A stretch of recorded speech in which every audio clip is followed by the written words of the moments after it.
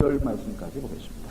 요한복음 1장 1절부터 5절 말씀까지 봅니다. 태초에 말씀이 계시니라. 이 말씀이 하나님과 함께 계셨으니 이 말씀은 곧 하나님이시니라. 그가 태초에 하나님과 함께 계셨고 만물이 그로 말미암아 지은 바 되었으나 지은 것이 하나도 그가 없이는 된 것이 없느니라. 그 안에 생명이 있었으니 이 생명은 사람들의 빛이라. 빛이 어둠에 비치되 어둠이 깨닫지 못하더라. 아멘.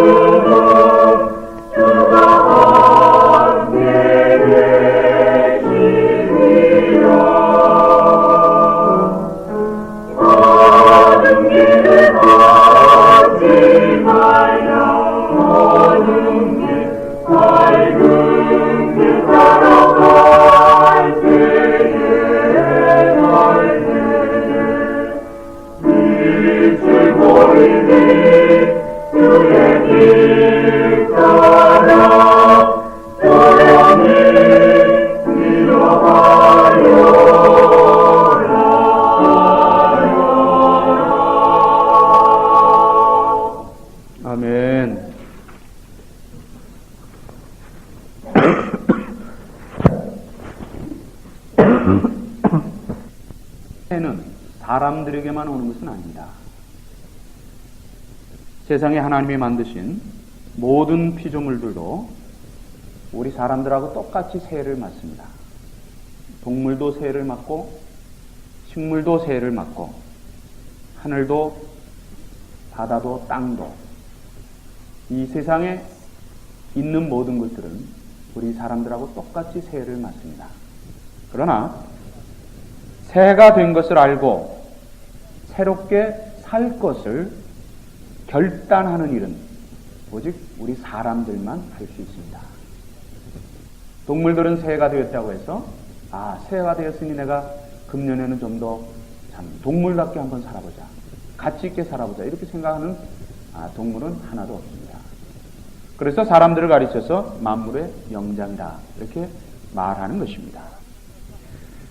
사람의 능력이나 노력에는 한계가 있다고 하는 것 우리 다 인정을 합니다. 그렇기 때문에 우리가 하루아침에 모든 것을 한꺼번에 다 고칠 수는 물론 없습니다. 옛말에 일신우일신이라는 말이 있습니다. 하루하루 날마다 조금씩 새로워진다고 하는 그런 의미 말입니다.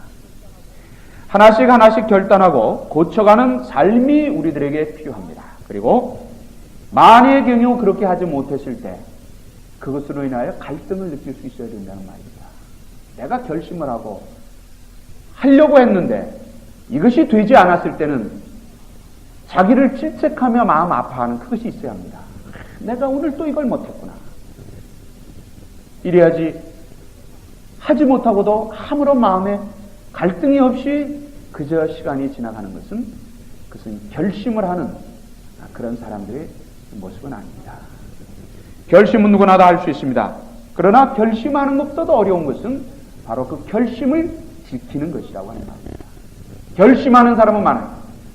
하루에도 몇 번씩 결단하는 사람들이 있지만 그러나 그 결심한 대로 결단한 대로 그대로 지키는 사람은 그렇게 많지 않다고 하는 사실입니다. 우리 성도들은 다른 사람들보다 한 가지를 더 항상 결심을 해야 합니다. 그것은 바로 내가 금년에는 새해에는 더 열심히 신앙생활을 해야 되겠다고 하는 그 한 가지 더의 결심이 있어야 합니다. 이것이 없으면 우리는 그리스도인들이라고 말하기가 어렵죠. 실제 그렇게 하는 사람이 있는가 하면 또 그렇게 하지 못하는 그런 사람들도 있음을 우리는 솔직히 인정을 해야 합니다. 우리가 하는 그 결심을 반만 실천에 옮긴다고 해도 우리 삶은 눈에 띄게 변해갈 것입니다. 그러나 우리가 결심하는 것보다 어떤 경우에는 사실 반도 실천을 못한다고 하는 것을 우리 먼저 이 시간 인정을 해야 될 줄로 압니다. 우리 모든 삶은 한 기초 위에 세워져야 합니다. 기초가 분명하지 못할 때, 그리고 이 모든 것이 그 분명한 기초 위에 세워지지 않을 때 그것은 흔들리게 됩니다. 집의 기초가 약할 때 그 집이 위험하듯이, 그리고 그 집의 기초가 든든할 때 그 집이 든든하게 설 수 있는 것과 똑같은 원리입니다. 오늘 우리 사회를 여러분 한번 돌아보십시오. 옛날 저희들이 살 때보다, 우리들이 살 때보다 얼마나 편해졌습니까? 말로 표현할 수 없을 정도로, 비교할 수 없을 정도로 편해졌지만 사회가 왜 이렇게 복잡합니까? 왜 이렇게 흔들립니까? 왜 이렇게 시끄럽습니까? 여러분 그 이유를 어디에 있다고 봅니까? 바로 이 삶의, 사회의 이 기초 부분이 튼튼하지 않기 때문입니다. 이 기초 부분이 튼튼하지 않기 때문에 사회가 아무리 발달하고 옛날보다 비교할 수 없이 편하게 사람들이 살아간다고 하지만 그것이 흔들리고 복잡하고 시끄럽고 요란스럽게 되어가는 것입니다. 앞으로 가면 갈수록 더할 줄로 압니다. 그럼 바로 이 자기 삶의 사회의 기초 부분이 무엇이냐? 사회의 기초 부분이 무엇이냐? 그것을 우리는 자기 사상이라고도 말하고 자기 정신문화라고도 말하고 그것을 또 원칙이라 이런 말로도 사람들은 표현을 합니다. 그런 부분이 없다는 거예요. 옛날에 어렵게 살 때는 적어도 자기 것이 있어요. 우리 것이 있었습니다. 그리고 그것은 불문율로 되어 있었어요. 누구든지 그것을 지키고 또 그것을 하지 않으면 안 된다고 하는 그런 생각을 가지고 살았는데 요새는 그게 없다 말입니다. 자기 사상이 없어요. 꼭 이것이라고는 자기 정신문화가 없단 말입니다. 물질 문명 앞에 정신 문명이 완전히 굴복을 해버립니다. 물질 문명은 날마다 발달을 하는데 정신 문명이 거길 따라가질 못합니다. 그러니까 살기는 좋아지는데 사람들이 생각하는 것은 좀 단순해지고 이렇게 되니까 사회가 이렇게 복잡해져 간다고 하는 것을 우리 먼저 인정을 해야 합니다. 이 원칙이 없어요. 이 원칙이 없기 때문에 때로는 검은색 불이었다가 어떨 땐 또 흰색이 되어버립니다. 이런 환경에 가면 여기에 휩쓸리고 이런 환경이 되면 이런 쪽으로 휩쓸려 버리는 것. 이것은 분명한 자기 삶의 원칙이 없기 때문입니다. 내가 죽어도 내가 다른 것은 다 양보해도 이거는 내가 절대 양보하지 않는다고 하는 그런 부분을 우리는 꼭 가지고 살아가야 합니다. 신앙도 마찬가지입니다. 신앙도 내가 이 선 이상은 내가 더 이상 양보 못한다. 내가 어떤 경우에도 바로 이 선은 내가 반드시 지키겠다고 하는 그런 분명한 자기 신앙의 원칙을 가지고 살아가야 되는데 오늘 사실 그것이 없단 말입니다. 그러니까 형편에 따라 환경에 따라 바라보는 대로 이 신앙이 왔다 갔다 하는 것, 그런 걸 우리는 많이 볼 수 있죠. 그렇기 때문에 이 기초가 대단히 중요합니다. 우리 삶에도 가정에도 우리 신앙에도 우리 교회에도 분명한 우리 원칙이 흔들려서는 아니 된다고 하는 말입니다. 이것이 없을 때 바로 흰색도 검은색도 아닌 회색이 되어버리는 경우가 있죠. 우리 하나님은 그런 것을 원하지 않는다고 하는 겁니다. 교회도 마찬가지입니다. 교회도 하나님이 교회를 세우셨다고 하는 분명한 교회 창립의 원칙이 끝까지 지켜져야 합니다. 이것이 흔들리면 안 됩니다. 교회에서 우리가 금요일에는 이러한 일을 하니까 이것을 좀 양보합시다. 이게 안 된다는 겁니다. 어떤 경우에도 이것이 양보되거나 흔들려서는 안 된다는 겁니다. 우리 믿음교회의 목표는 선교의 미랄이 되는 교회입니다. 어떤 경우에도 이것이 양보돼서는 안 된다는 겁니다. 이거보다 더 중요한 일이 있어서는 안 된다는 겁니다. 이런 분명한 원칙이 있어야 된다는 겁니다. 오늘 교회가 왜 이렇게 시끄럽습니까? 교회가 이렇게 많은 상처를 안고 살아갑니다. 보통 사람들이 이렇게 말해요. 문제없는 교회가 어디 있습니까? 문제없는 교회가 어디 있습니까? 문제없는 교회가 있다고 하면 오히려 사람들에게 이상하게 들릴 정도가 되어버렸어요. 왜 그렇습니까? 그것은 바로 목회자나 교인들에게 분명한 교회관이 없기 때문이에요. 교회가 무엇이냐는 것, 이것이 분명하지 않단 말이에요. 교회관이 없기 때문에 그저 자기 마음에 든지 한다고 교회에 상처를 냅니다. 분명한 교회관이 없기 때문에 자기 마음대로 끌고 가려고 해요.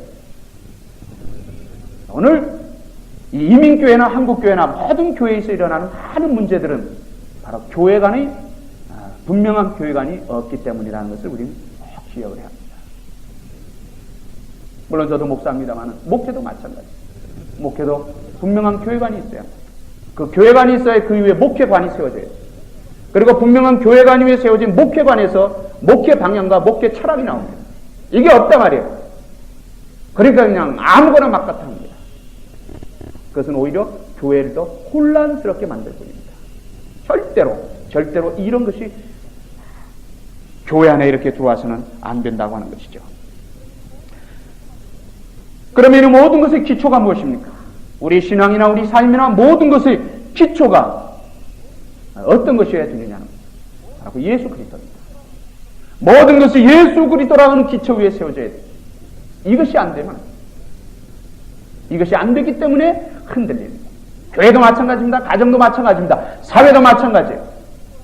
예수라고 하는, 예수 그리스도라고 하는 그 흔들림이 없는 반석 위에 모든 것이 세워져야 되는데 그것이 되지 않을 때 그것은 흔들릴 수밖에 없다고 하는데 그러한 현상 속에서, 그러한 사회 속에서 오늘 우리가 살아가고 있습니다.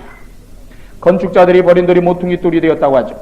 모퉁이 돌은 굉장히 중요한 단어. 오늘 같은 이렇게 건축 양식이 발달한 이런 곳에서는 모퉁이 돌이 뭐 그렇게 의미가 없습니다만, 옛날에 이런 건축술이 발달하지 않았을 때 그저 돌을 하나하나 쌓아서 집을 짓는 그 시대에 있어서 이 모퉁이 돌은 굉장히 중요한 돌입니다. 예수 그리스도가 모퉁이 돌이에요. 예수가 반석이란 말입니다. 그 위에 모든 것이 세워져야 된다는 말이죠. 예수는 모든 것이 기초입니다. 예수는 모든 것이 열쇠예요. 예수는 모든 것의 해답입니다. 예수가 없이는, 예수 그리스도가 없이는 해결되어지는 것이 아무것도 없다는 것을 우리는 먼저 인정을 해야 됩니다. 이 부분이 정리되지 않았기 때문에 오늘 사회가, 교회가, 가정이, 역사가, 국가가 이렇게 흔들리는 것입니다. 오늘은 새해 두 번째 주일인데 우리가 1년 동안 아니 평생도록 주님 앞에 갈 때까지 우리가 기초로 삼고 살아야 할 그 예수 그리스도에 대해서 한번 잠깐 생각을 하겠습니다. 오늘 봉독해드린 본문에 보면은 모든 것이 든든한 기초가 되는 예수 그리스도에 대해서 말씀합니다. 오직 예수라고 말할 수 있어야 성도입니다. 오직 예수라고 믿을 수 있어야만 성도입니다. 오직 예수라고 행할 수 있어야만 참 성도가 된다는 것을 우리 이 시간 먼저 전제를 할 필요가 있습니다. 그러면 그 예수는 어떤 분인가? 오늘 본문에서 몇 가지로 찾아봅니다. 첫째로 말씀이신 영원한 예수 그리스도. 영원한 예수 그리스도. 1절에 보면 태초에 말씀이 계시니라. 이 말씀이 하나님과 함께 계셨으니 말씀이 곧 하나님. 태초에 말씀이 계시니 이 태초라는 말은 영원이란 말. 영원 전부터 영원 후까지라고 하는 그 시간이 시작과 끝이 없는 그것을 초월한 그런 의미의 태초입니다. 창세기 1장에 나오는 태초는 만물이 시작된 태초지만 요한복음 1장에 나오는 태초는 시작과 끝이 없는 그런 영원한 의미의 태초입니다. 우리 인간의 한계가 있습니다. 여러 가지가 있지만 그 중에 하나가 시작과 끝이 있다는 것입니다. 아기가 태어났어요. 기뻐합니다. 그러나 아이가 세상에 태어났다는 것은 무엇을 전제합니까? 언젠가는 죽을 때가 있다는 것. 우리 양면을 동시에 보아야 돼요. 세상에 지혜로운 사람이라는 것이 어떤 사람이에요? 인생의 산전수전을 겪었다는 것이 무엇입니까? 그래서 바로 인생의 이 두 가지 부분을 동시에 볼 수 있어야 된다는 거예요. 경험이 없는 사람들이 두 가지를 보지 못합니다. 태어날 때가 있으면 언젠간 죽을 때가 있고 시작이 있으면 언젠가 끝이 있다는 거예요.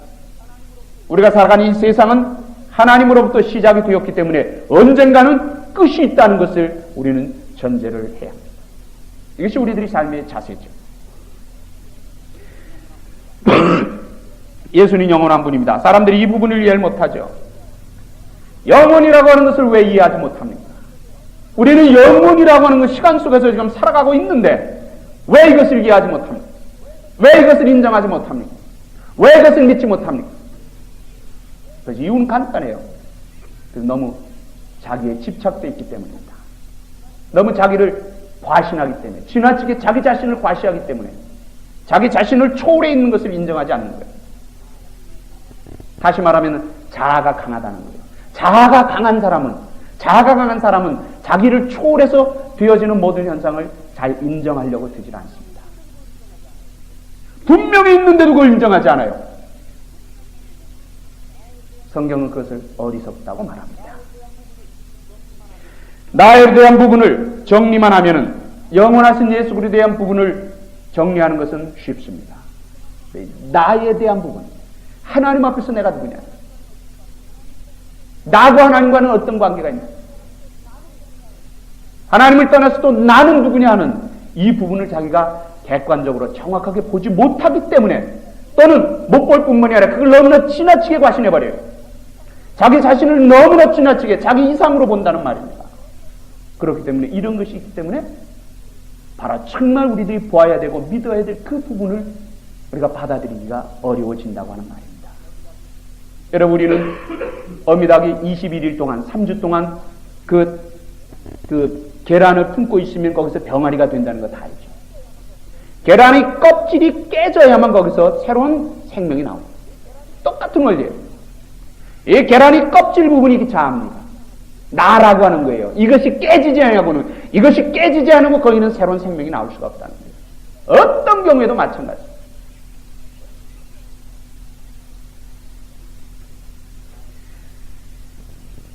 자아에 집착하지만 여러분 자아를 한번 생각해 보십시오. 제가 여러 번 말씀드렸습니다만 우리가 나를 믿을 만큼 내가 완전하지 못하다는 사실. 이거를 인정하지 않을 때 문제가 되죠.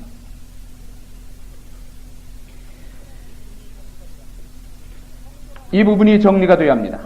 성도라고 하면 어떤 사람들입니까? 성도가 어떤 사람들입니까? 성도는 자기 자신에 대한 부분과 하나님께 대한 부분을 정리하고 살아가는 사람. 하나님 앞에서 내가 누구? 내게 있어서 그 하나님은 어떤 분이고 이 부분을 분명히 정리하고 살아가는 그 사람을 가르쳐서 우리는 성도라고 말합니다. 하나님과 나와는 상관이 없는 것처럼 생각하면 우리는 성도라고 말하기 어렵죠. 여러분, 세상 종교와 우리 기독교의 차이가 바로 이것입니다. 세상 종교는요, 결국 따지고 들어가면은 내가 전부입니다. 나예요, 나. 세상 종교를 여러분 한번 깊이 따지고 들어가 보세요. 나입니다, 나. 그리고 모든 것이 나로부터 시작이 돼요. 내가 없으면은 그 종교 자체가 의미가 없어져 버립니다. 모든 것이 나로부터 시작해요. 그러면 기독교는 어떻습니까? 기독교는 내가 아니란 말이에요. 하나님으로부터 시작해요. 기독교의 그 부분을 깊이 들어가 보면은 거기는 내가 있는 것이 아니라 거기 예수가 있다는 거예요. 거기 하나님이 있다는 거예요. 그래서 그 하나님으로부터 시작된 것이 우리 기독교예요. 그리고 세상 종교는 파들어가면 거기 누가 있습니까? 내가 있단 말이에요. 나. 그리고 여기서부터 시작된 것이 세상 종교예요. 분명히 다르다 말입니다. 그런데 세상 사람들은 뭐라고 해요? 종교는 다 똑같다 그러죠. 종교는 다 똑같다는 말은 여러분 잘 생각해 보십시오. 그것은 종교가 무엇인지 종교에 대한 전혀 상식이 없는 사람들이 하는 말이에요. 적어도 종교가 무엇이라고 하는 기본적인 상식이 있는 사람은 그렇게 말 못한단 말이에요. 어떻게 똑같습니까? 하나는 파고 들어가면 나예요. 하나는 파고 들어가면 하나님이에요. 이게 같습니까? 다르단 말이에요. 달라도 엄청나게 달라요. 정반대입니다. 그렇게 되면 조금이 종교적인 상식만 있는 사람은 그런 말 함부로 못하죠. 그게 없는 사람들이 자기 눈에 다 똑같이 보이는 거예요. 참만해요. 똑같지 않단 말이에요.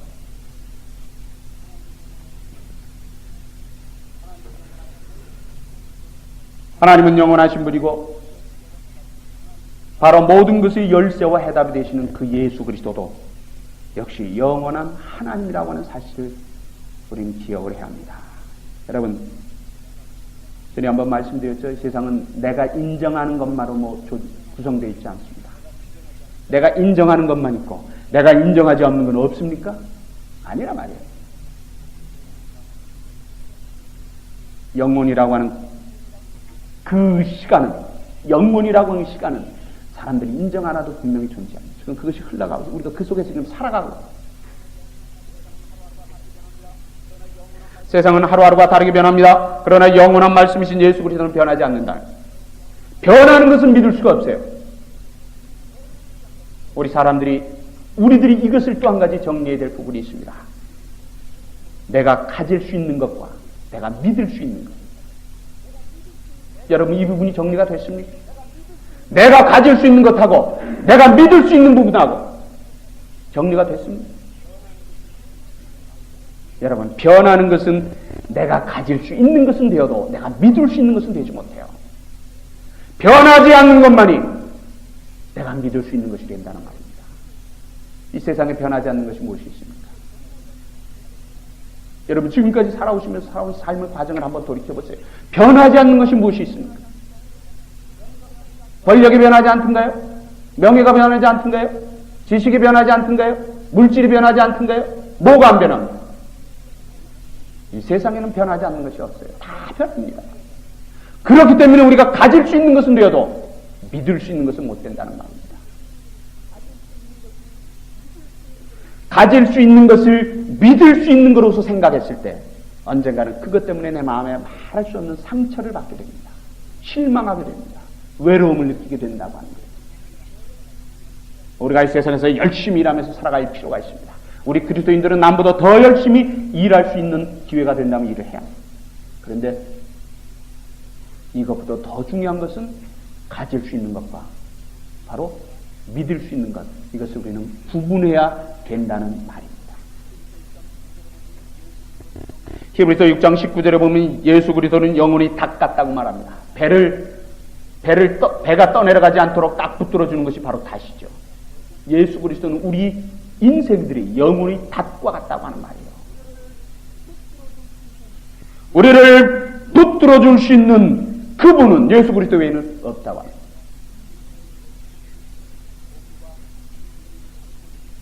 복음과 진리를 담고 있는 그릇은 변할 수가 있어요. 복음과 진리를 담고 있는 그릇은 변할 수가 있지만, 그러나 어떤 시대에도 이 복음 그 자체는 변해서는 안 된다는 말입니다.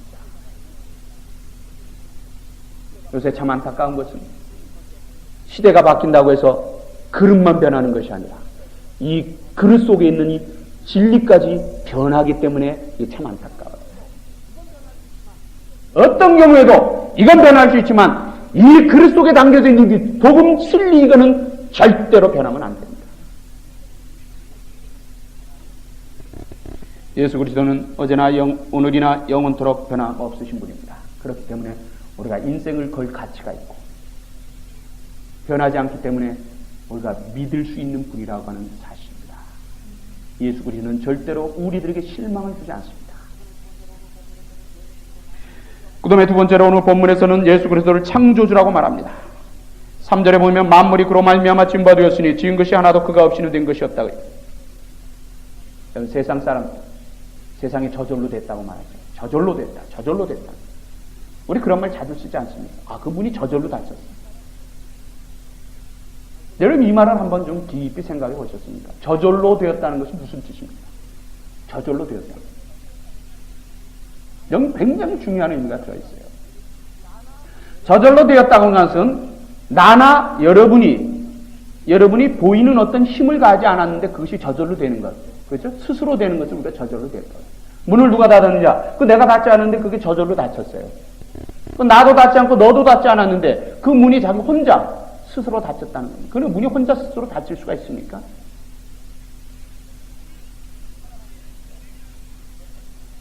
사과나무에서 사과가 떨어집니다.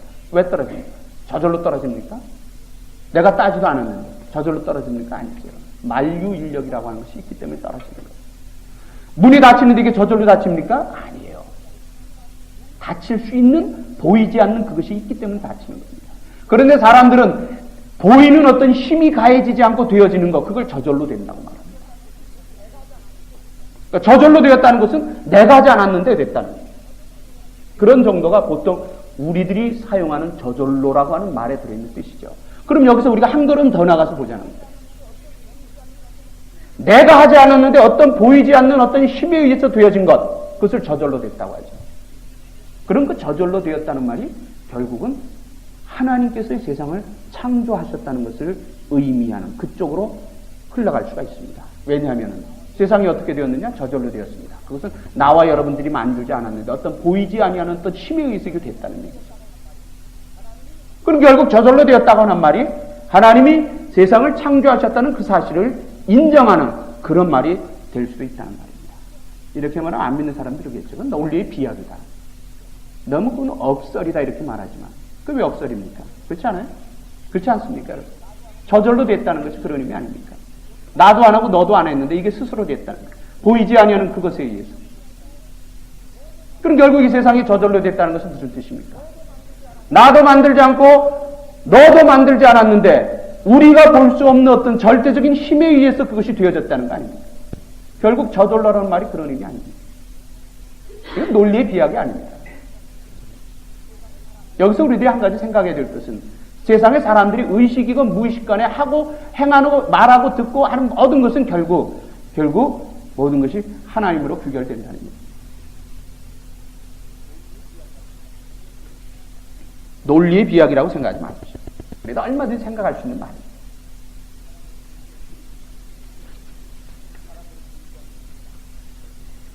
사람들은 보이지 않는 부분에 약하죠. 상당히 약합니다. 보이지 않는 부분에는 너무나 약해요. 보이지 않는 부분에는 거의 관심을 안 씁니다. 비근한 예로 일을 하다가 손을 다쳤을 때는 그 일을 하다가 손을 다쳤는데 그 피가 나는 것을 가만히 있는 사람이 있습니까?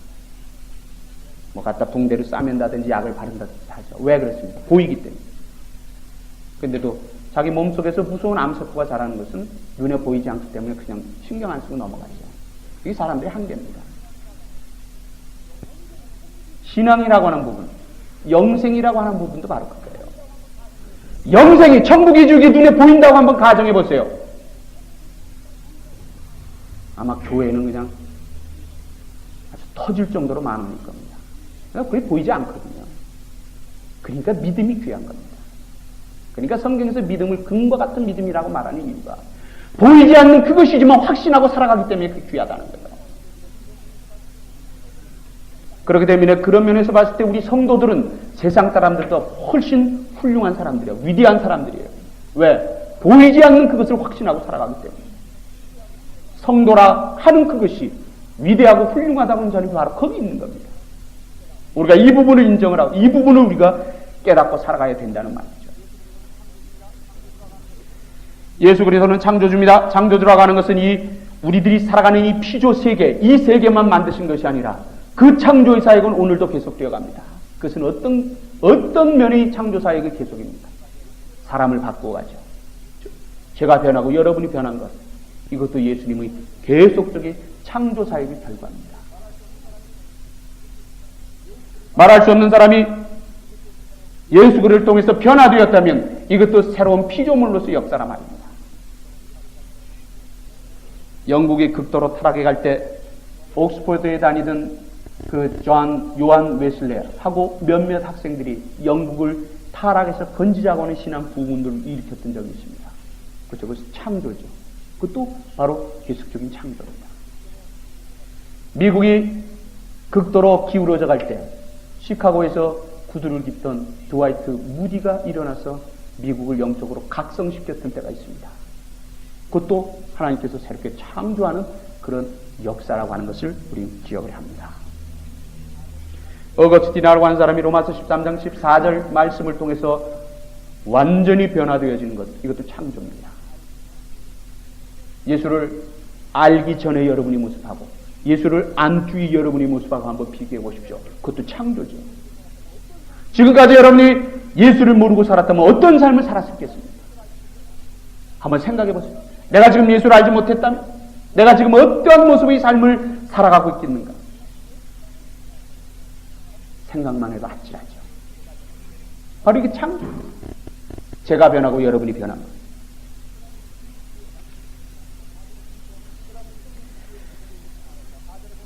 그 다음에 생명이신 예수 그리스도에 대해서 말합니다. 4절에 보면 그 안에 생명이 있었으니 이 생명은 사람들이 빛이라 그랬어요. 이 생명, 어떤 생명인가? 영생을 말합니다. 우리 인간은 두 가지 생명을 가지고 살아갑니다. 하나는 죽는 생명이에요. 그리고 하나는 영원한 생명입니다. 죽는 생명은 별로 의미가 없습니다. 그렇죠? 죽는 생명을 얼마나. 그러나 영원한 생명이 정말 우리들의 예수를 믿는 목적이라고 하는 사실이에요. 내가 곧 길이요 진리요 생명이니 나는 부활이요 생명이니 이 말씀. 영원한 생명 되신 예수 그리스도의 자아 선포입니다. 바로 예수 안에 영원한 생명이 있다고 하는 말입니다. 이 영원이라고 하는 부분이 확실하게 정리가 되지 않으면 참 종교가 아닙니다. 영원이라고 하는 부분이 정리가 되지 않으면 종교라고 말하기가 어렵습니다.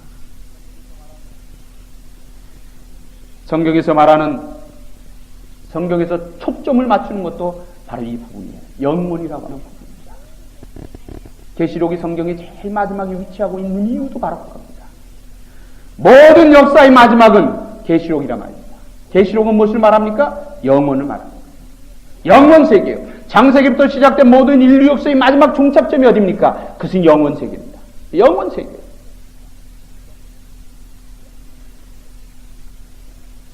분명히 있는데 그것을 믿지 못하는 것만큼 어리석은 생각이 없죠. 그렇죠? 분명히 있어요. 분명히 있는데도 그걸 내가 믿지 못하는 거죠. 얼마나 안타깝습니까?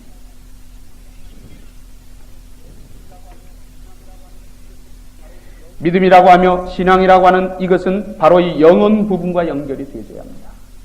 우리가 신앙생활한다, 우리가 예수 믿는다 하는 것은 바로 이 영혼 부분까지 연결이 될 수 있어야 된다는 말입니다. 이 중간에서 끊겨지면 아무 의미가 없어요. 우리 그리스도인들의 믿음도 이 부분까지 자라야 합니다. 예수 안에 생명이 있었다고 하는 말은 예수 그리스도가 곧 영원한 생명 되신다고, 생명이 본질되는 분이라고 하는 그런 의미죠. 다시 한번 말씀드립니다. 영원한 세계는 분명히 존재합니다. 우리가 오늘 이 세상을 살아가는 것, 신앙생활 한다가 믿음생활 한다가 교회를 다닌다고 하는 모든 것은 바로 영원 세계에 대한 준비의 삶이에요. 그 영원한 세계를 준비하는 그 삶의 과정이 오늘 우리가 예수 믿는다고 하는 것의 삶이라고 하는 겁니다. 목적이 분명해야 됩니다. 목적이 분명하지 않으면 안 됩니다. 누가 어떤 말을 하더라도 내가 가지고 있는 목적은 바로 이것이라고 분명히 말할 수 있어야 된다고 하는 얘기. 이 부분은 절대로 양보되어서는 안 됩니다. 이 부분은 절대로 흔들려서는 안 됩니다. 이 부분은 절대로 포기되어서는 안 된다고 하는 말입니다. 이것이 바로 우리 믿음이에요.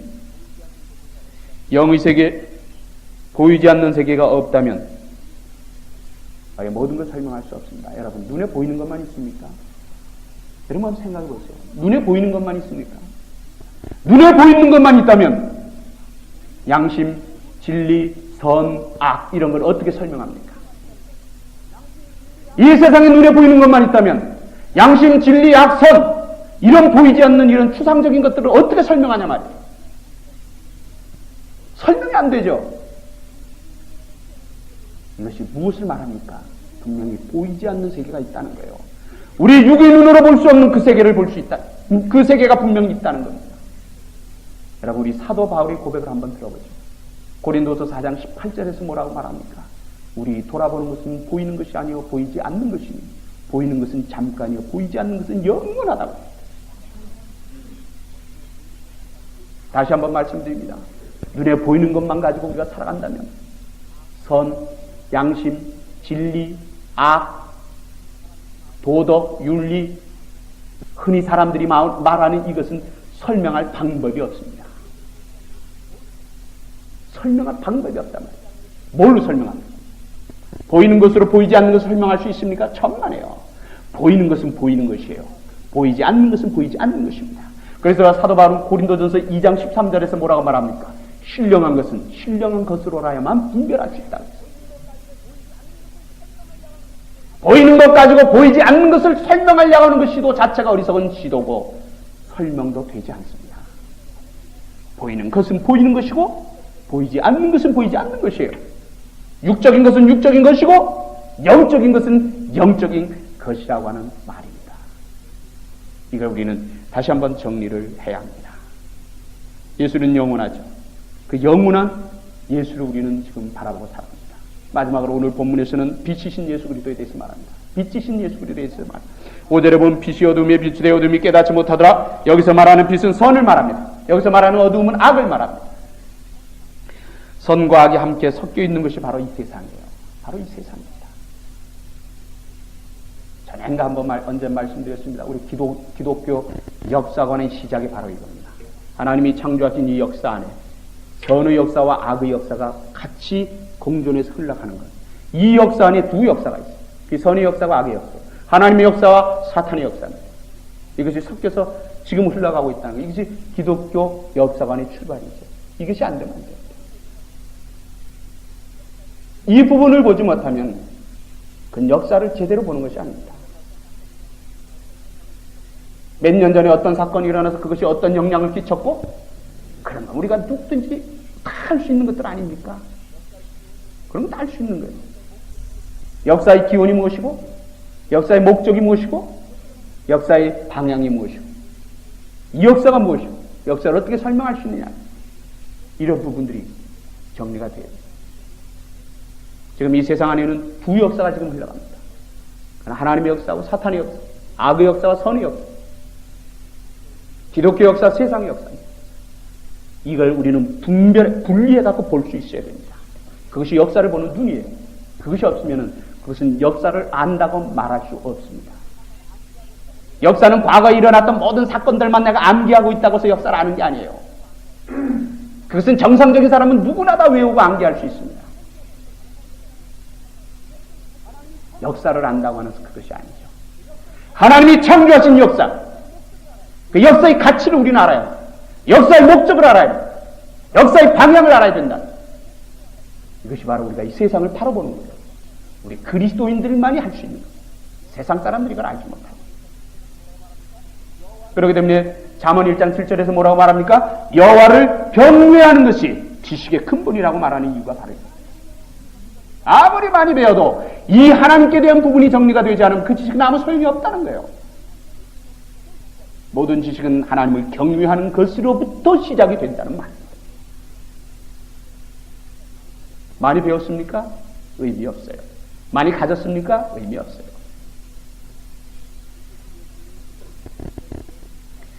빛이신 예수님이 세상에 비쳤는데 그 어둠이 깨닫지 못합니다.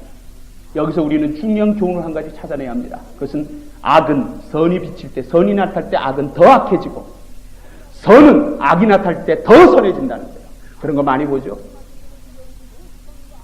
악이라고 하는 것, 지금 말씀드렸는데 여기는 선과 악의 역사가 있어요. 그런데 선이 나타났어요. 그런데 이 악이 더 악해집니다. 왜? 선을 대적하기 위해서. 그런데 이 세상 속에 선이 나타났어요. 그럼 그 악이 더 악해지고 선이 더 악해지고, 이게 악이 나타났어요. 그러면 선은 더 선해집니다. 왜? 그 악에 물들지 않기 위해서. 그것이 이 세상의 특징입니다. 선과 악을 보는 우리들이 눈이 바로 그래야 합니다. 이것이 없으면 안 돼요. 악과 선은 하나로 섞일 수가 없습니다.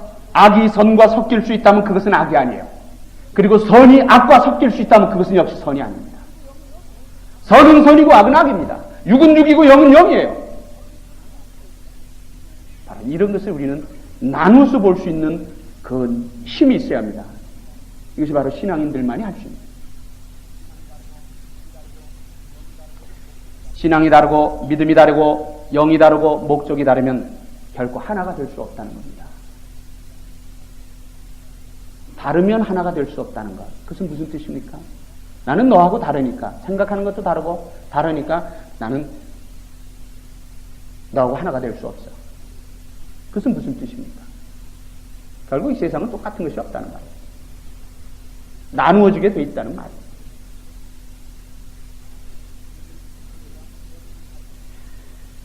예수님은 빛입니다. 어둠을 밝혀주는 빛입니다. 우리 인생의 길을 인도해주는 빛입니다. 그래서 다윗은 시편 119편 105절에서 주의 말씀은 내 발의 등이요 내 길의 빛이니이다 이렇게 합니다. 나는 세상의 빛이라 나를 따르는 자는 어둠에 다니지 아니한다고 예수님 말씀합니다. 우리 이 부분을 우리가 정리를 하고 금년을 살아가기를 바랍니다. 우리 영원한 빛 되시는 그 예수를 따르는 사람, 예수를 본받는 사람, 그 예수와 함께하는 그런 삶이 되기를 원합니다. 이제 새해를 시작해서 이미 2주일이 지났습니다. 우리 모든 것, 우리라고 하는, 우리 삶이라고 하는, 우리 가지고 있는 모든 것은 바로 예수 그리스도라고 하는 그릇 속에 담겨져 있어야 합니다. 우리라고 하는 우리의 모든 것은 바로 예수 그리스도라고 하는 그 모퉁이 돌에 위에 세워져 있어야 합니다. 그 다음에 우리의 모든 것은 바로 예수 그리스도라고 하는 영원한 그분에게 걸고 살아가야 합니다.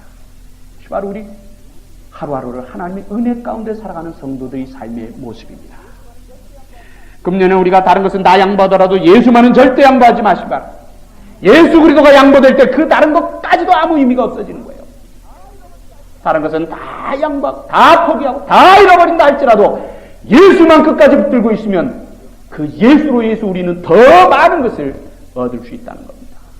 여러분 욥을 아시죠? 욥은 하나님을 향한 자기 믿음을 버리지 않았어요.